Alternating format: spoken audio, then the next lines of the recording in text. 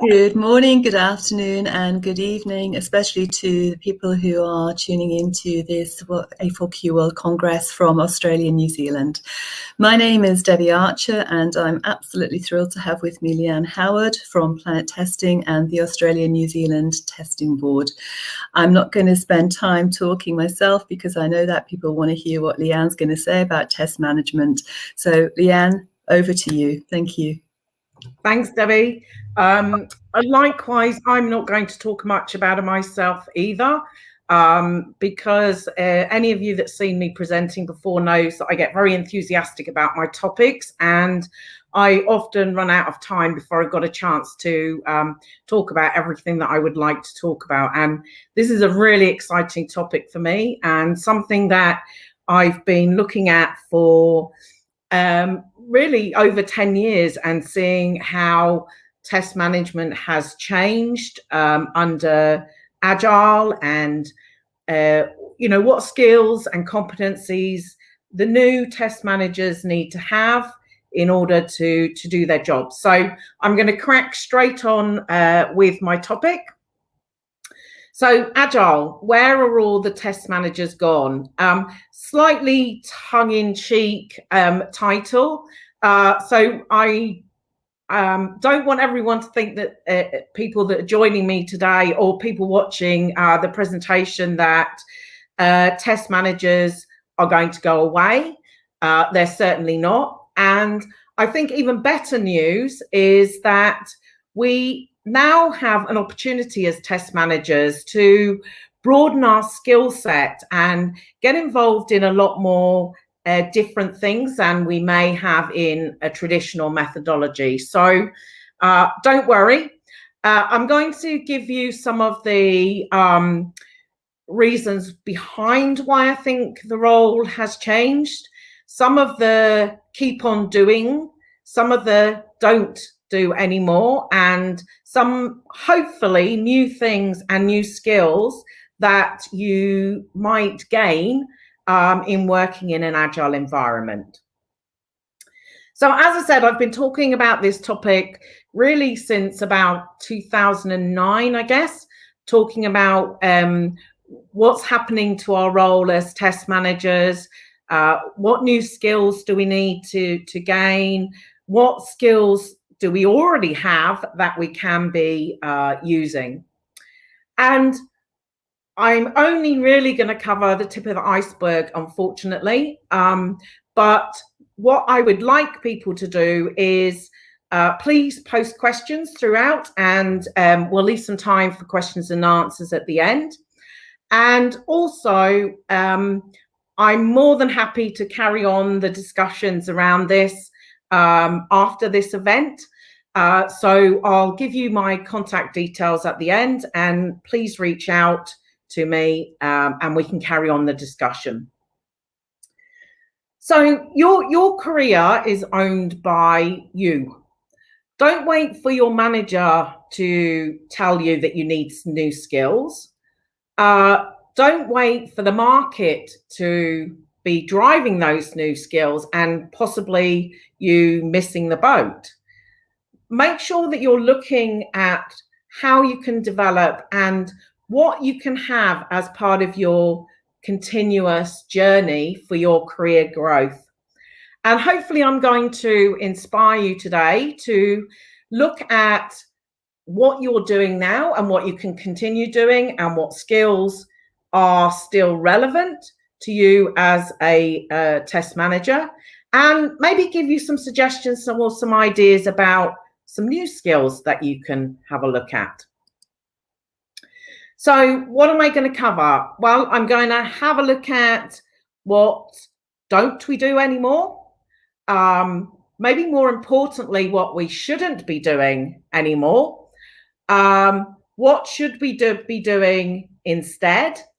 And how can we gain those new skills and competencies? What can we do to arm ourselves, I guess, for the new ways of working? Or I like to say better ways of working, because a lot of these things are not new anymore, but the uptake in some of them maybe not as much as in others.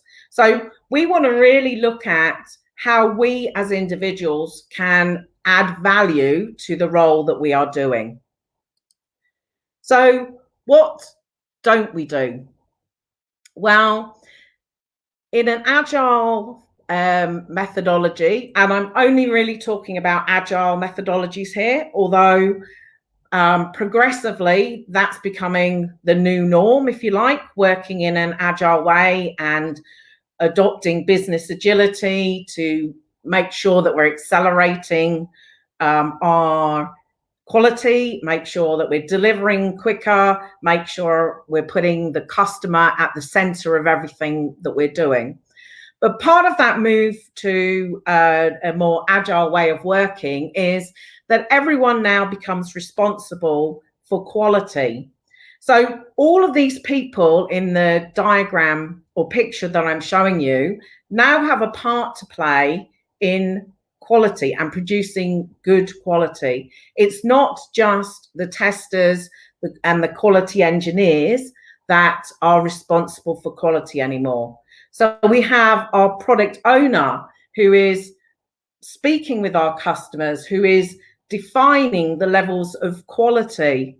We have our developers who are working with us and the business analysts to develop those new products in a better way that suit our customers. And our developers are equally responsible for quality and what that means. And we have a number of other representatives outside of our team that are also helping us to deliver quality. The other main thing about what don't we do is our teams are now self-managing. So as the name suggests, or did suggest, as a test manager, in a traditional methodology, we were responsible for managing the testing. So we were responsible for identifying the activities, handing them out to the testers or the team, scheduling the tests, making sure that the tests were analysed and designed properly. We would call frequent meetings to talk about the progress of testing. We would spend hours and hours on building reports, talking about the status of testing, whether that be on a weekly basis or in some cases in projects I've worked on a daily basis. We might be approving estimates or maybe on larger programs of work, we might be creating the estimates ourselves. And certainly we were involved in the planning activities, and mainly that responsibility would have lied with the test managers. So we might have spent weeks creating a test summary or a test strategy of pages and pages of text. We then move on to creating a test plan, which again, you know, I've seen test plans that are 40, 50 pages long. And those activities that producing the documentation, managing the team, writing reports, being the go-between between our teams and our stakeholders, all of those roles or all of that part of our role is now no longer there. The teams are self-managing, so they are organizing these things themselves. They are reporting to the team, and that's being done on a daily basis at the stand-up. And any of our stakeholders that want to get involved or get an update simply go to the stand-up. So those kind of tasks we don't need to do anymore in an agile environment. So what shouldn't we do? Unfortunately, I have seen test managers that have not really adapted to the agile way of working. And let me give you a couple of examples of where I see that happening. So test managers attending the Agile team ceremonies. So the test managers, particularly in activities like the iteration or sprint planning, they are often attending those meetings, and not only attending those meetings, but often running those meetings, or at least running the part that involves the test planning. And I've even seen test managers still insisting on writing test plans, maybe not to the extent of 40 or 50 pages, but certainly a number of pages in an Agile team. So test managers need to stop doing that and allow the teams to be self-organizing, because if you keep on doing those activities, then your team are never going to learn how to do them themselves. They also insist on test team meetings. So in Agile, we're trying to break down those silos. We're trying to engage people to become one team and to take responsibility for what that team is delivering and developing, and how they're working and how they're interacting and how they're collaborating. We don't want to keep the existing silos for testing. So we don't want test managers to continue to have their weekly testing meetings. I've also seen, as I've said, test managers still continuing to produce weekly status reports. And often those are replaced, as I said, with verbal communication through the daily stand-ups, but also through tooling that is now available for Agile teams. And often the teams create dashboards or task boards that give a visual representation of the progress. So we don't need weekly status reports anymore. Your stakeholders should have access to those dashboards. Maybe you create specific dashboards for them, so they're seeing the higher level view, because you want your data segmented to the low level, day-to-day, minute-to-minute progress that is happening in your team, which obviously your team members need to know and understand so they can collaborate and help each other. But at a higher level, your stakeholders are going to want to know that progress. So I would suggest creating a dashboard for them, or giving them some education around what your task board means. Often I invite stakeholders to come into our team area and walk them through our task board. And often you see organizations that have TVs up on the wall with the task boards visible. I would encourage you to open that up, share that with your stakeholder.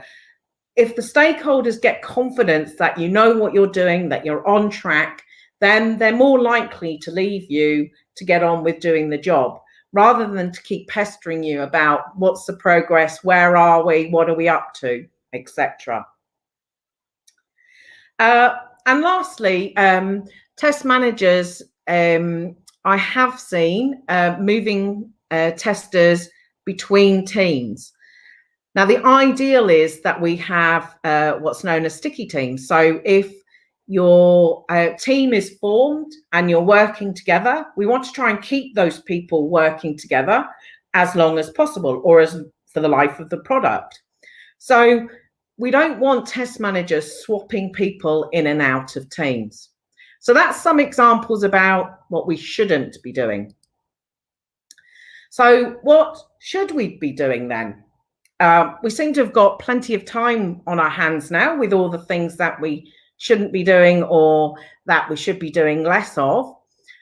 So what should we be doing? I've created a very quick, I'm calling it Agile Test Managers Manifesto. Hopefully you'll recognize it slightly looking like the Agile Manifesto. So as per how the Agile Manifesto works, the things on the left-hand side are the things that we as test managers should be doing more of, and hence why I've made them slightly bigger.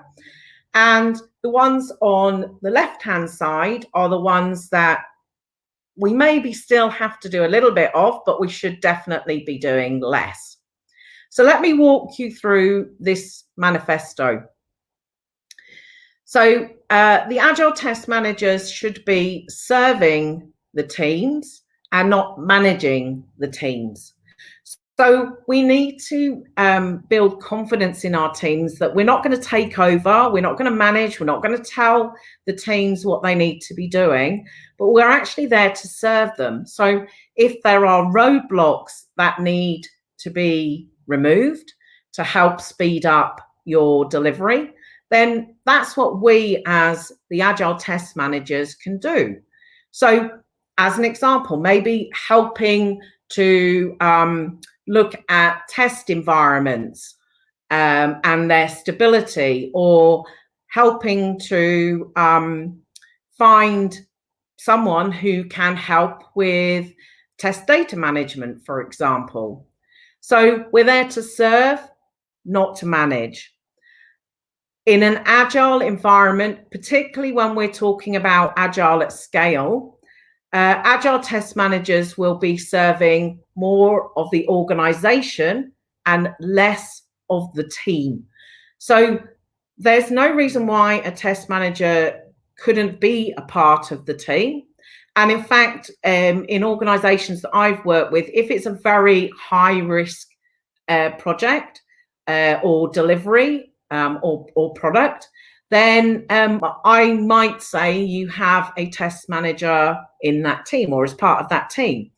But you need to be careful about that, because often test managers still want to manage when they're a part of the team. And obviously, as we said at the start, teams are now self-managing, and it's hard to do that adjustment. And I found it myself when I first started working in Agile teams to kind of take that step back and not tell people what they need to do, but more provide coaching and mentoring and really sharing your ideas and your suggestions, not telling people how to do it. The third manifesto statement is about advocate. You become an advocate of quality and testing over actually doing testing. So you're talking about or talking with the stakeholders about why it's important to have testing, why it's important to make sure that we're matching the quality to the demands of the customer, and advocating for practices, processes, new techniques, tools, maybe more automation. So you're becoming an advocate rather than a tester or hands-on tester. And the final one, which I've covered a little bit, is you're guiding over telling. So you're there to provide guidance for the team and the stakeholders and the wider organization. You are not there to tell people how to do testing or what activities they need to do to introduce shift left practices, for example, or shift right practices, which I know some of the talks have talked about at the Congress already. So there's plenty of opportunities. As I said, I think it's really exciting time. Yes, our role as a test manager is changing, but it's giving us plenty of opportunities to do new things. So these are just some of the things that I think we can be doing. I'm not going to go through all of these, but as I said, I'm more than happy to talk about these outside the conference. One of the things, though, I do want to, or a couple I want to pick up on, because I haven't really covered them in a great deal of detail as yet. One of them is the community of practice. I love this. I love this way of sharing, passing on your passion of testing and quality to other teams. And that's not just other testers. I invite everyone to my community of practice. And one of the things that I do for my quality community of practice, because you can set up a community of practice for any discipline, for any set of learning. They can be put up, taken down, balanced with where you're going. If things become natural learning and habit, then maybe you don't need that community of practice anymore, and maybe start a new one. And one of the things that I do with my teams, and again, it's not just the testers, I invite the developers, the BAs, any stakeholders that want to come. And we set up a community of practice for quality and testing. But what we do is our first kickoff session is we actually create ourselves our own manifesto for the organization that we're in. And that's just done by brainstorming workshop, lots of sticky notes, lots of fun, lots of discussion. And we create maybe 4 or 5 statements of what it is, what are the values, what are the key things that we want to do for testing and quality. And then we take those, let's say 4 statements, and we brainstorm what activities are we going to do in order to ensure that we are really embracing those statements and making that a part of our work. And normally, again, come out with a couple of statements for each of those manifesto statements, or a couple of activities. And it's not just a static agreement. We regularly, at retrospectives, go back and review them. At future community of practice, we go back and review them. Maybe at each community of practice, we take one statement and think about how we're going to enhance it, how we're going to introduce it if it's something new. So I'd really encourage you to set up community of practice. They're a great way of sharing knowledge across a whole mix of different people. The other thing that I'd just like to take out of this slide is quality assistance. This is definitely becoming more well known, and a lot of organizations are adopting this. So quality assistance is where, rather than doing the testing, we enable the testing, we help the testing, we support the testing. And this allows test managers to develop those skills such as coaching, and maybe we become quality coaches.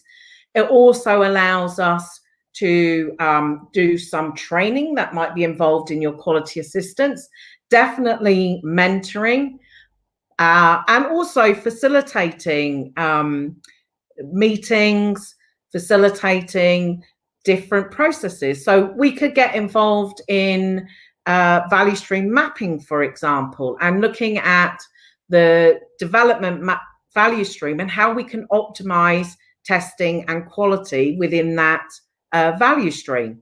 So I'm hoping everyone's getting the idea that whilst there are a lot of things I talked about to start off with that are stopping or changing, this is creating a massive opportunity for us to go and learn new skills, or use skills that we had that we couldn't necessarily practice in our traditional roles. So I'm going to give you a couple of examples of things that I talk about in those community of practices. So one of them, as I said, is we don't need test plans of 40 pages. And in fact, we want to create our test plan as part of our iteration planning meeting, which may only be a couple of hours. And we want to create this with our teams. So we want everyone involved in the team. So test managers can help to create this test plan on a page, similar to a lean canvas, if people have seen that. And I create a template, which again is continually reviewed, continually updated, and shared among the teams as part of our community of practice.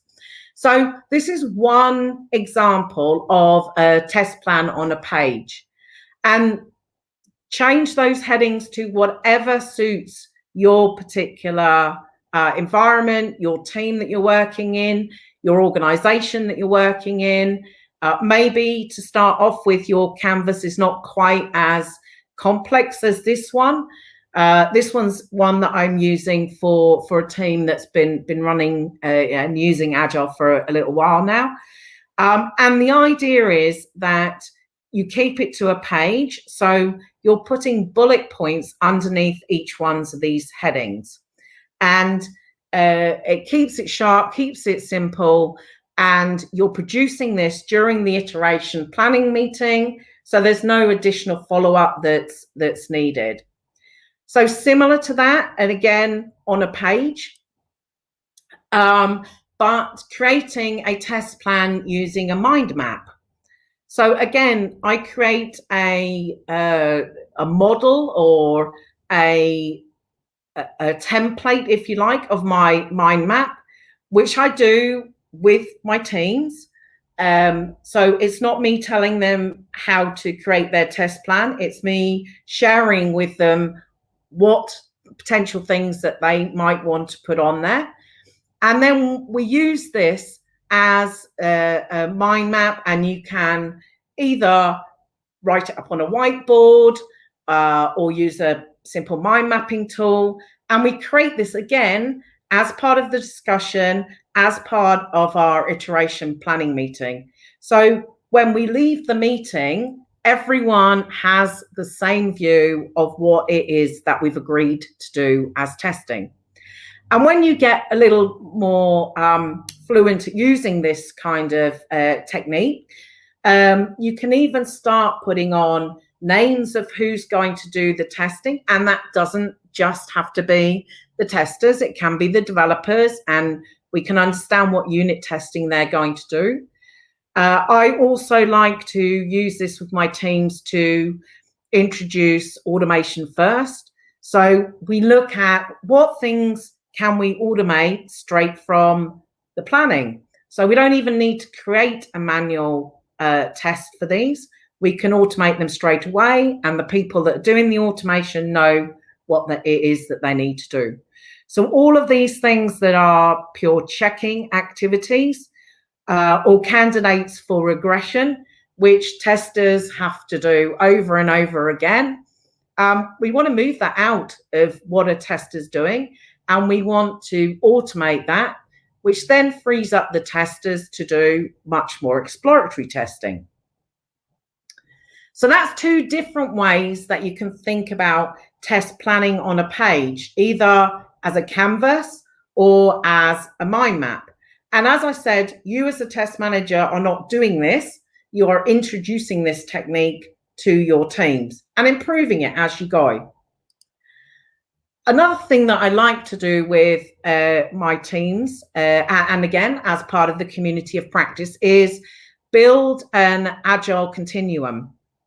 And what I've tried to do here is there are some key things that are on the outside. So discover something, build it flexibly, and study what we have built, which are kind of fixed entities.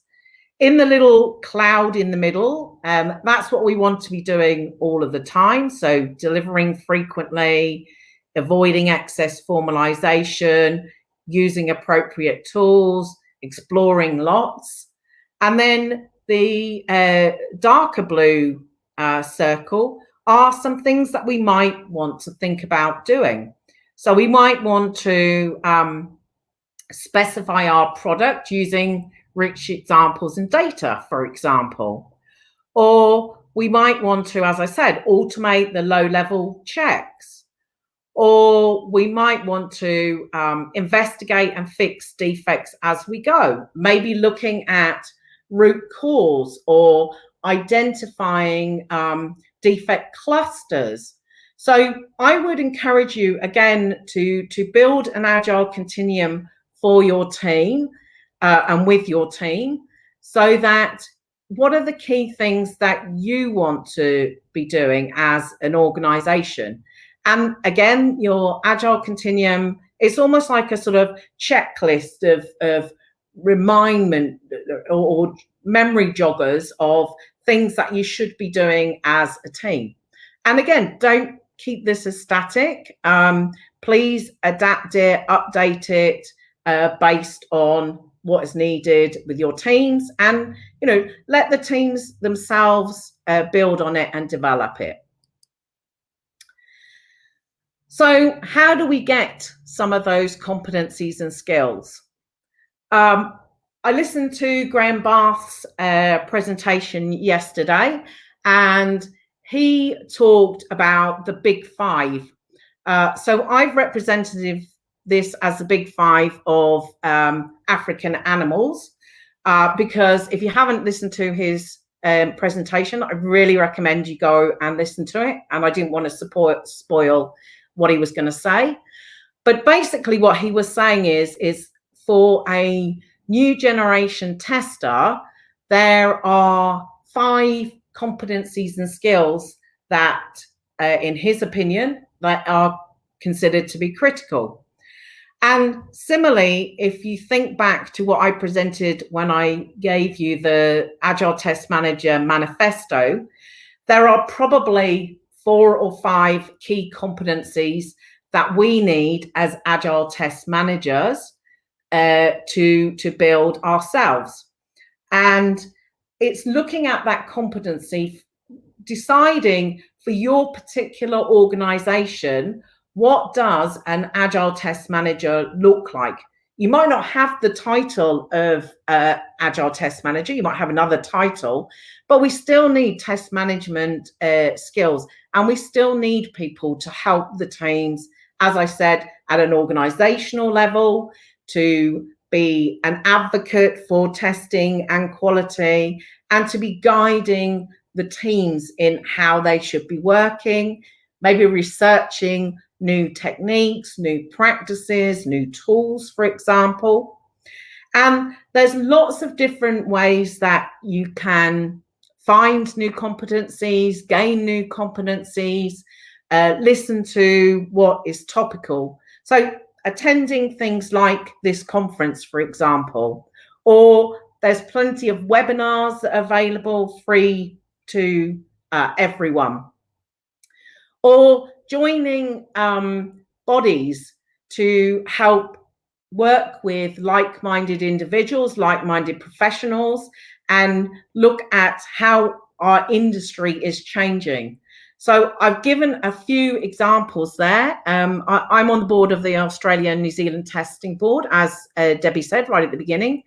And that's the local board for Australia and New Zealand from the ISTQB, which is the international group. They're always looking for volunteers to help. It's non-profit organisation. Similarly, TMMI Foundation, you can become a member. I'm also on the Australian Standards Committee. So please volunteer your time to work on these bodies and help these bodies. And they give back a lot of information and knowledge for you. So ISTQB is developing the Atlas certification, for example, which is the Agile testers at scale, and how and what competencies we need. I've talked about some of these already in my presentation. TMMI have a paper talking about TMMI in the Agile context. The ISO standards are now producing a number of standards in the context of Agile. So there's specific Agile working groups. For example, the ISO 29119 testing standard. There's shortly going to be a technical report talking about how you do that in an Agile way.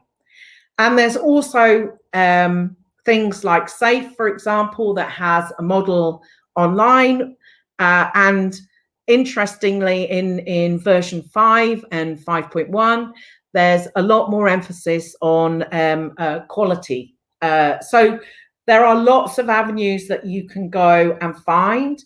As I said, join conferences, join webinars, follow people that write blogs, read as many articles as you can, because this is certainly an area where there is a lot of career growth, and we will need to have to change our competencies and skills moving forward. So to round out my presentation, I'm giving you a mandate to serve your organization to accelerate quality whilst improving your customer experience. So that's my challenge to you. Go out and learn about these new skills, find out what new knowledge or body of knowledge that can help you to develop these skills, and take some time to give yourself some goals to ensure that you are continuously learning and you are growing in your career. So that's my contact details. As I said, more than happy for people to contact me and continue the discussion. Just a tiny word of warning though, I'm based in Australia, so we're now coming into my night time. I know in Germany and Europe, it's the start of your day.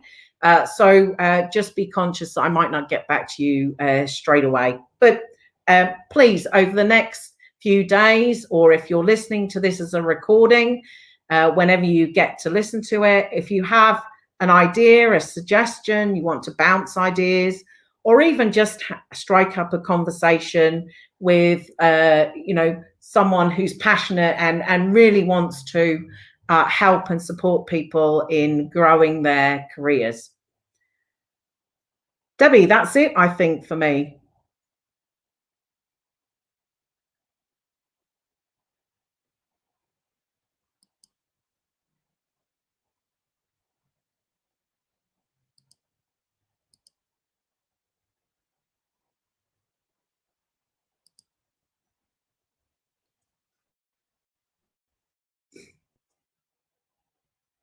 Oh, Debbie, I can't hear you. I don't know whether you can hear me. I can hear you, yes. Sorry, apologies for that. Leanne, thank you so much for any test managers tuned in. I'm sure that they've gone away with lots of thoughts about the possibilities and the opportunities that are open to them, a really different perspective. So thank you for that. And as ever, real world and practical insight and tools and techniques that people can apply quite quickly. So thank you. I'm going to go straight to questions. So we have one here from Taboho. What's the best way to introduce agile testing to an organization that's used to the traditional V model? Okay, so I definitely don't think Big Bang is the way to go. I have seen and worked with organizations that have tried that. I don't think it's necessarily very successful. So a couple of ideas would be to pick a pilot project or delivery and look at how you can implement some of the techniques that I've talked about. There's hundreds and hundreds of other ones. The other thing that I recommend to teams is there's lots of techniques for agile testing that you can use, frankly, if you're not using an agile model. So, for example, those test plan on a page that I talked about, you can definitely use those for particular, even if you want to use them for, let's say, particular features that you're developing. Another one that I normally talk about, I just didn't have enough time on this presentation, is session-based testing. So I did a presentation not long ago purely around session-based testing, and more than half of the organizations were using session-based testing, even though they weren't all fully agile. So I would introduce session-based testing into your model. It's a great way to collaborate with your developers as well, even if you're in the traditional fee model, because you can, developers are more likely to embrace session-based testing where they only have to make notes about the testing that they are doing rather than filling in a full test case. So that might be a good way to do it. You can definitely introduce some of those shift left techniques I think other people have covered during this conference, but things like reviews. Mm-hmm. So let's prevent the quality defects happening and us finding them in testing, and let's move away from detecting defects and let's prevent those defects. So all of those things you can bring in without even being in an agile model. So happy to chat about some other ones, but those would be a few that I generally start with in teams, even if they're not practicing an agile model. Thank you to Beho for your question, and again, some great advice there from Leanne. We're going to go to Kunal's question here. Test managers need to function as point of reference to testers. Further, in politically challenging environments, TMs need to remain as POCs between internal and external team members. Would you agree? Very excellent question. Mm-hmm. Probably not one I can answer in a couple of minutes, but let me just give you my kind of quick ideas. I don't think test managers should be acting as a go-between between your internal and external teams. I'm not quite sure who you're talking about as external teams. I'm guessing you're meaning your stakeholders. But the teams need to be empowered to go to speak with whoever it is that they need to either remove their roadblock or find out the information that they need or understand the quality attributes or what it is that the customer is needing from the product they're developing. So I definitely don't think test managers should be a go-between. Yes, politically challenged environments is a whole extra can of worms, and maybe I think I might defer a whole presentation to that because that'd be a really exciting topic. But they definitely do need to be a point of reference. So there are skills that you as a test manager have gained because you have been in the industry a long time. And you need to be able to share those skills with new people coming into the industry, people that have less experience than yourself. So yes, to point of reference. Politically challenged, I'm not even going to cover that. And no, you shouldn't be a go-between. So Leanne, do we have another session coming up on politically challenged environments? I think possibly. I think there might be. We'll get a date in the diary. That's a big one. That's a big one. So Gregorio, thank you. He's asking, is the test manager role much like a Scrum Master focused on testing topics? Oh, good question. That's excellent. That's excellent. Yes and no. Yes, from the perspective of the Scrum Master being a leader that serves the team. Mm-hmm. Definitely. We're now a test manager that serves the team. Definitely from the perspective of the role that the Scrum Master has at a wider organizational level, I definitely think so. I think the difference is, though, that the test manager probably has a lot more in-depth knowledge of the techniques, the practices, the processes, the ways of working than necessarily a Scrum Master has. And I don't want to, put down any Scrum Masters. That's not what I'm trying to do. I'm just saying that the Scrum Master is helping the team do Agile, but the test manager is helping the team do testing and quality and all that in the context of Agile. So yes, I think there are similarities in the role, but I also think there's differences too. Perfect. Thank you, Gregorio, for that. Michael has asked, well, actually, he's saying, thanks for the inspiring pick from the manifesto, Spirit for Test Management Use. Leanne, big thank you there. And we've got a lot of shout outs to you, Leanne, and thank yous. Michael says, have you experienced environments that choose to discontinue the role of test management? And did you observe how that worked? Yes. I've actually observed it quite a few times, but let me just put a slight caveat on that. The role of test management was no longer a separate role, but the activities and practices and great disciplines, I would say, under test management still existed. So I think there's a little bit of a split that what we're trying to do is not necessarily have one role that is responsible for test management. We're trying to give those skills and spread them out across the teams. So the role as such doesn't exist, but the activities of test management absolutely still exist. And I think the role of a test manager is changing. And as I said in my talk, I think it's really exciting because I think we get involved in a huge amount of other things that we might not necessarily would get involved if we just limited ourselves to being a test manager. So go and embrace the new roles.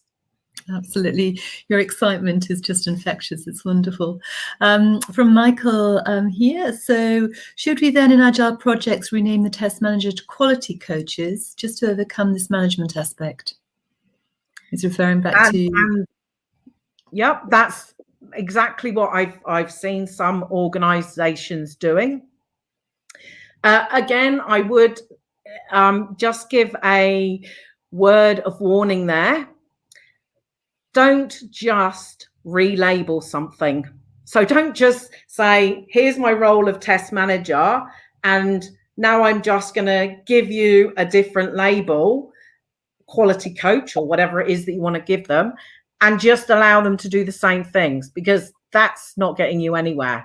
So if you want to give it a label, then make sure that as an organization, you are very clear about what that new role is going to do and how that new role is different from the traditional test manager.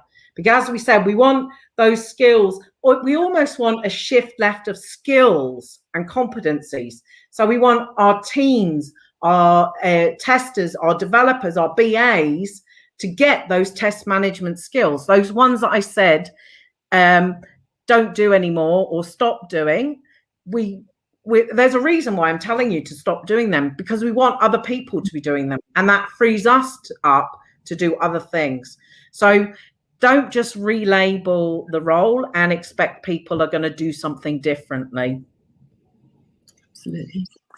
Thank you here. Great presentation, Leanne. Eugenia says, indeed, as Agile is changing a little bit, the concept of test manager, now I understand it involves a mix of test architect, test team leader, test support mentor. Yeah. And like I said, there's lots of different things that under the guise of, say, quality assistance, we can be doing to help the organization to grow and to be that advocate for quality, to be, looking at how can we continuously improve the quality of our product? How can we put our customer front and center in everything that we do? That's a lot about what the quality assistance, and again, I don't want to make quality assistance a role. It's not a role. It's something that we should be doing as part of that overall continuous quality. Excellent. If we can move on, Andrea, from comment from Kunal here. Could the author provide and license usable editable blueprints of various test plans as illustrated in the slides? I think you shared the lean canvas, Leanne. Oh, okay. Yep. About that, yeah. So I'm not quite sure what he wants. Usable editable blueprints. I think it's called lean canvas and maybe some of the other documents that you shared earlier. Okay. Yes, I can. If you just contact me direct, I can give you an editable version. Obviously, the slides are going to be shared as part of the recording. So I'm a huge advocate of taking something that someone tells you about or gives you an idea about and actually making it your own.